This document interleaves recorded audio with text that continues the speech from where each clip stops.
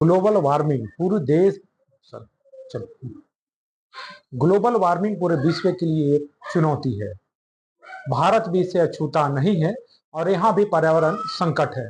हम जिस इलाके में रहते हैं उस इलाके में भी तापमान के नए से नए रिकॉर्ड बनते जा रहे हैं और ग्लोबल वार्मिंग का असर दिखता जा रहा है। हमारे साथ मौजूद हैं पर्यावरणविद कौशल किशोर जायसवाल जी।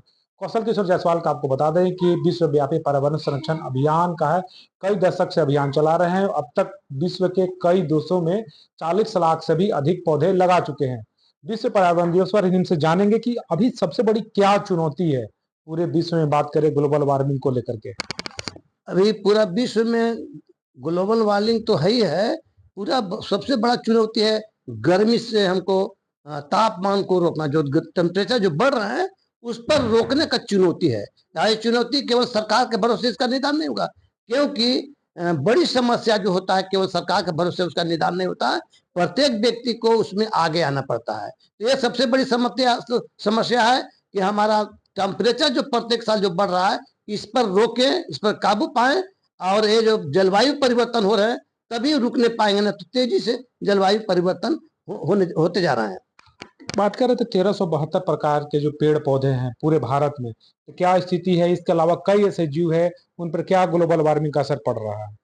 ग्लोबल वार्मिंग का असर पड़ रहा है। आज भारत देश में 1372 प्रजाति के पौधे पाए जाते हैं। उसमें संकट से जूझ रहे, मतलब जिनथी अवस्था में होते जा रहे हैं।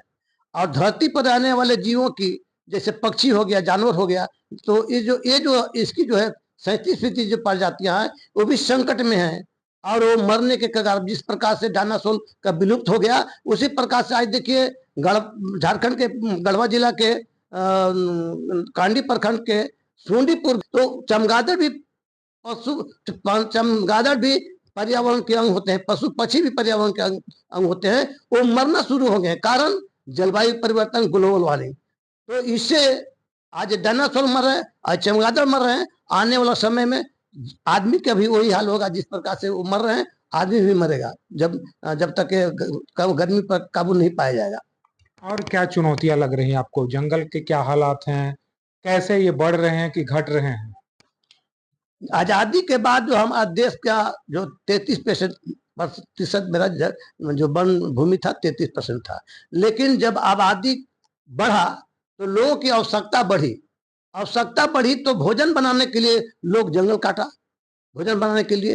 तो जब जंगल काटा तो उसको जो जनसंख्या अधिक, क्या बोलते हैं, जो वनों का क्षेत्रफल था वो बढ़ना चाहिए था आबादी के हिसाब से, वो बढ़ा नहीं, घट गया।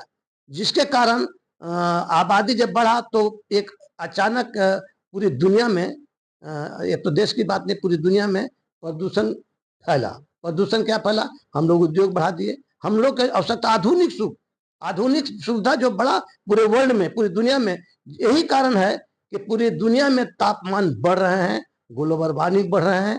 अब हमारी स्थिति ये पैदा होते जा रहा है कि आने वाला, हम तो जैसे तैसे में पार कर रहे हैं, लेकिन आने वाला पीढ़ी के क्या होगा, सोचने की बात है। आज डायनासोर ने समाप्त हो गए, चमगादड़ मर रहे हैं और जानवर मरने लगे। आज पलामू परमंडल की जो स्थिति है, तापमान है आज 47.5 डिग्री सेल्सियस हो रहा है। ये बताइए कि सोचे की बात है। और 50 डिग्री होगा, 52 डिग्री होगा तो क्या होगा? लोग के पलामू परमंडल छोड़ के भागना पड़ेगा, नहीं तो हर एक व्यक्ति के आप पर्यावरण धर्म के अपना धर्म के साथ साथ पर्यावरण धर्म के 8 मूल को अपनाना होगा। और ये भी बात बताना चाहता हूँ कि ऐसी नहीं है, पर्यावरण धर्म का 8 मूल मंत्र जो है, आज वर्ल्ड का पहला पर्यावरण धर्म ज्ञान मंदिर जो है झारखंड के पलामू जिला के छतरपुर प्रखंड के ग्राम पंचायत डाली बाजार में मंदिर बन रहा है, और आखिरी मतलब फाइनल की स्थिति में।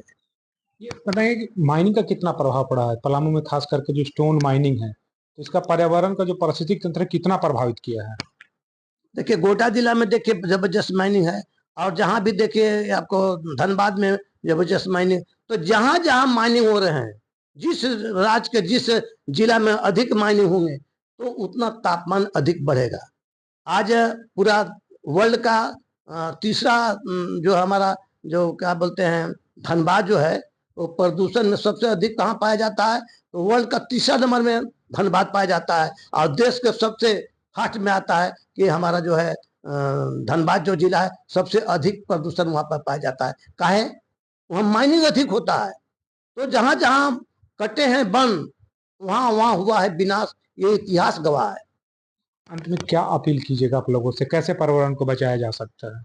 मैं पर्यावरण के दिवस के अवसर पर पूरे देश वासियों को हार्दिक शुभकामनाएं बधाई देते हुए मैं आग्रह करना चाहता हूं कि धरती और आने वाला पीढ़ी को बचाना है तो अपना धर्म के साथ साथ पर्यावरण धर्म के 8 मूल मंत्र को अपनाएं और सोचे साथ क्या ले जाएंगे, एक पौधा लगाएंगे, 7 पीढ़ी तक जाएंगे, प्रकृति की सुंदरता की रक्षा करें, आने वाला पीढ़ी की स्वच्छ वातावरण दें। और अगर टेम्परेचर पर काबू पाना है, प्रदूषण पर काबू पाना है, तो हर एक व्यक्ति को हर एक जन्मदिन पर, कथा पूजा श्राद्ध पर एक पौधा लगा के बच्चे की तरह बचाना होगा। शहर में आकाशबाग और गांव में बीज खेती से हम प्रदूषण पर और गर्मी पर हम काबू पा सकते हैं, ये संदेश देना चाहता हूँ।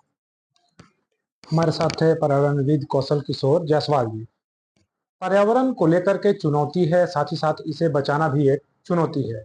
इन्होंने साफ तौर पे बताया कि आकाशबाग और वृक्ष की खेती के माध्यम से भी हम पर्यावरण को बचा सकते हैं और इस ग्लोबल वार्मिंग की समस्या से निपट सकते हैं। नीरज कुमार, ईटी भारत, पलामू।